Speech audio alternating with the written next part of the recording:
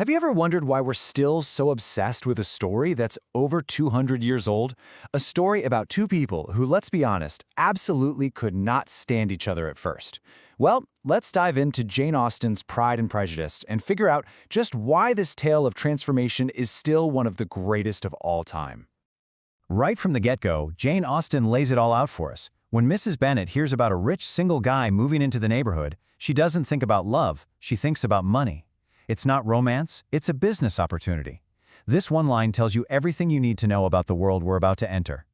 And for the five Bennet sisters, this isn't just some social game. The term high stakes is a serious understatement. We're talking about survival. Their entire future, financial and social, is hanging by a thread. Now here's the real kicker. The family is caught in a legal trap. Their home, their entire estate, is part of something called an entail. And since Mr. Bennet doesn't have any sons, the second he dies, his wife and all five of his daughters will be kicked out. No home, no income, nothing. Yeah, this entail is what makes everything so brutal.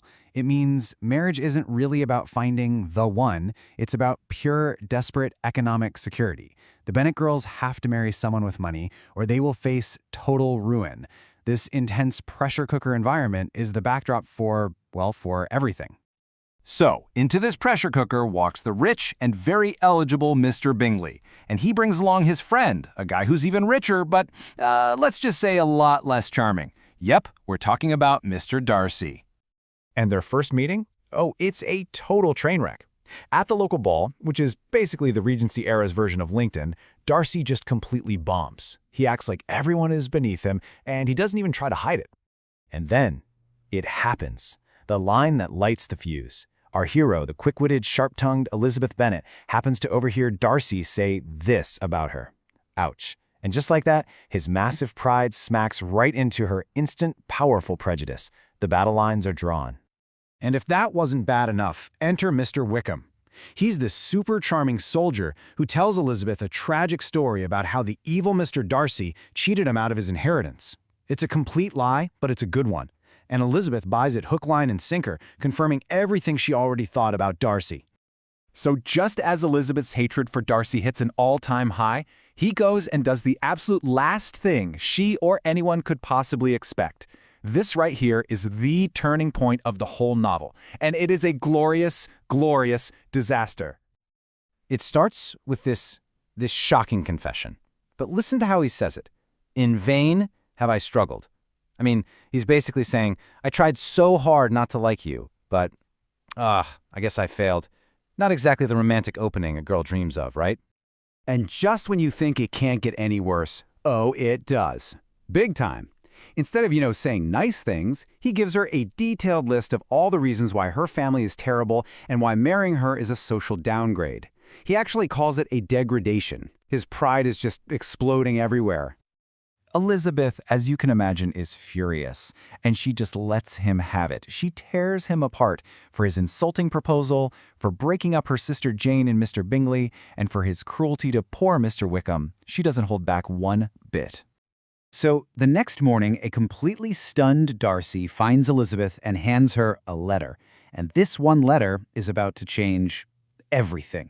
It's going to detonate her entire view of the world and of herself. So what's in the letter? Well, buckle up. That charming Mr. Wickham, turns out he's a total predator who tried to elope with Darcy's 15-year-old sister to get his hands on her fortune. That inheritance he was cheated out of? Darcy actually gave him the money, and Wickham just gambled it all away. And Jane?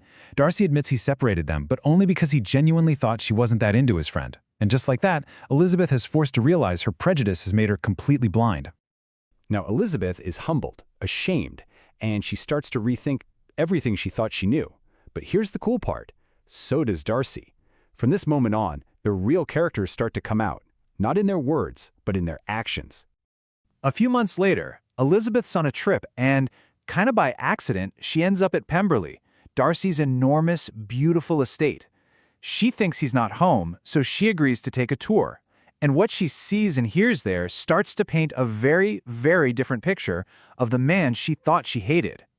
The biggest shock comes from his housekeeper, a woman who's known him his entire life.